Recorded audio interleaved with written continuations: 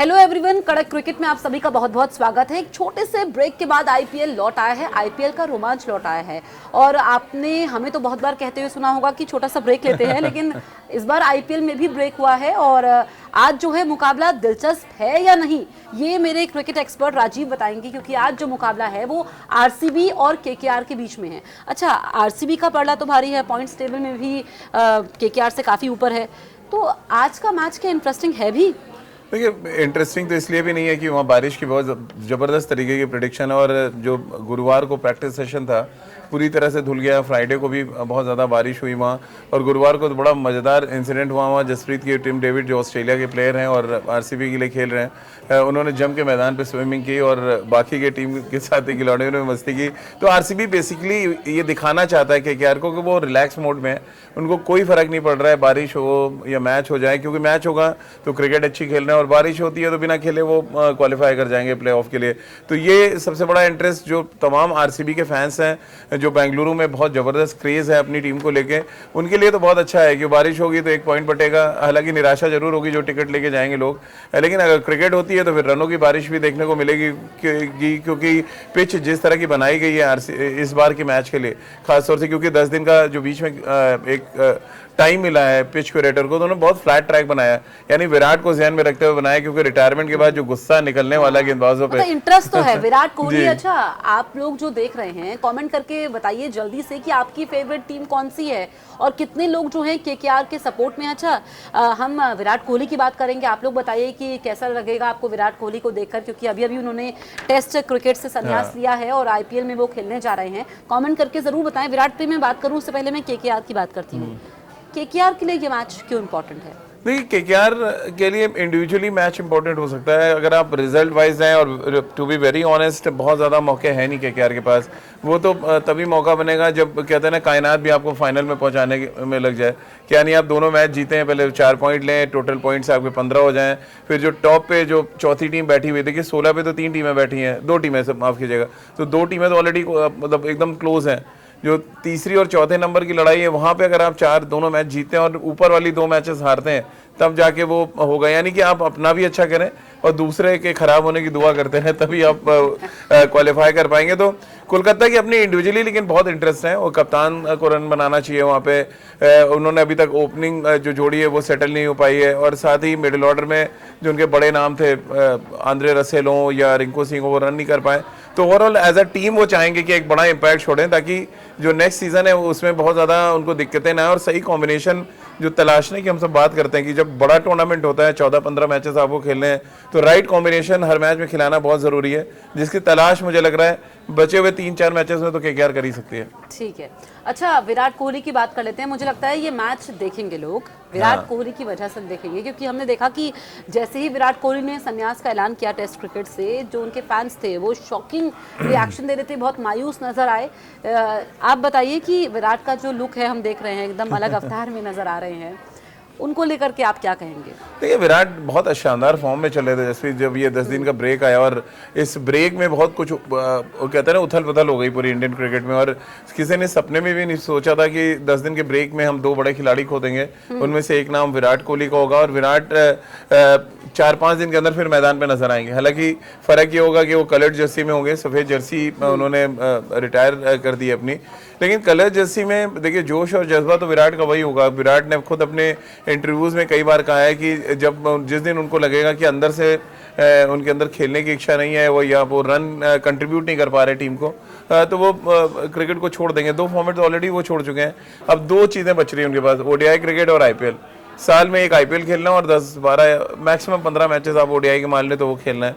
तो ये जो बचे हुए आरसीबी के 3 मैचेस हैं और प्लस क्वालिफाई करेंगे फॉर श्योर है, तो वहाँ पर भी आपको 2 मैचेस मिलेंगे मिनिमम, जो अगर हम बात करें अगर आप सीधे फाइनल में जाते हैं।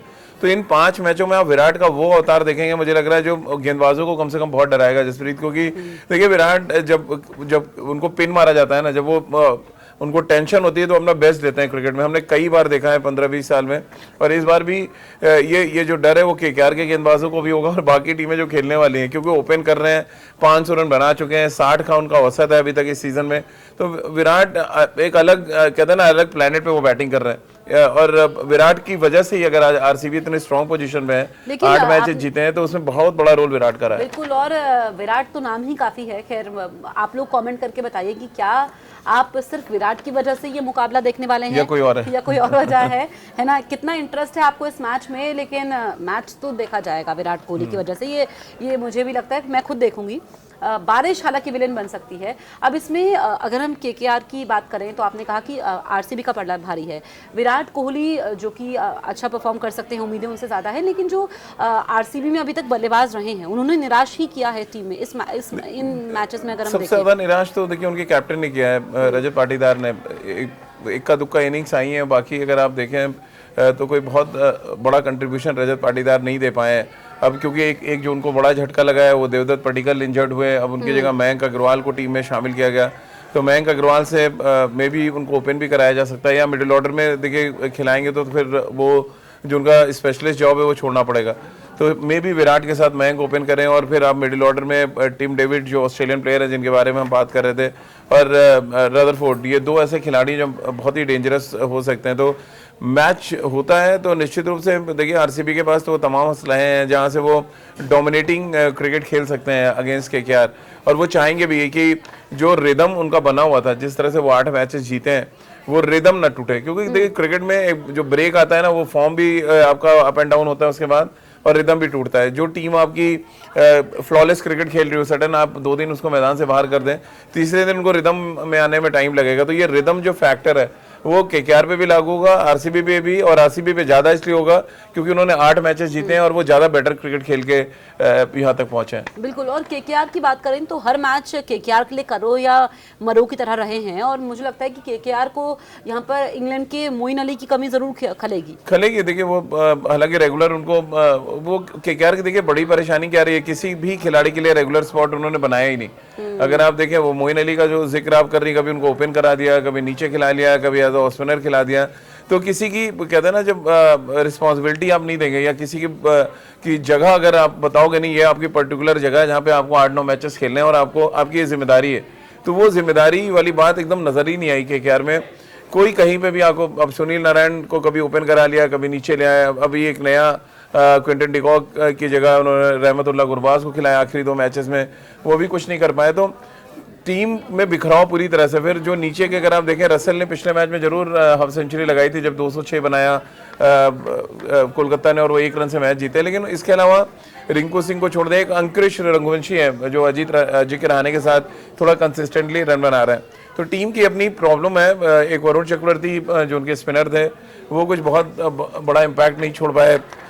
तो ओवरऑल कोलकाता के लिए तो तमाम परेशानियां, जिससे निकलना भी है उनको, और निकल कर ये भी दिखाना है कि वो अभी भी इस लड़ाई में है। अगर और ये आरसीबी के खिलाफ जीतेंगे तभी तो आप आगे सपना देख पाएंगे। अगर यहीं आप हार गए तो मामला यही उनका ठंडे बस्ते में चला जाएगा। नहीं है केकेआर के लिए। और आप लोग क्या सोच रहे हैं, आपके कमेंट्स हम जरूर पढ़ेंगे कि क्या आप विराट की वजह से ये सिर्फ मैच देख रहे हैं? कितनों को लगता है कि बारिश जो है विलेन साबित होगी और मैच हो ही नहीं पाएगा? अभी तो चांसेस ये भी नहीं है, पूरे चांसेस ये भी नहीं है कि मैच होगा ही।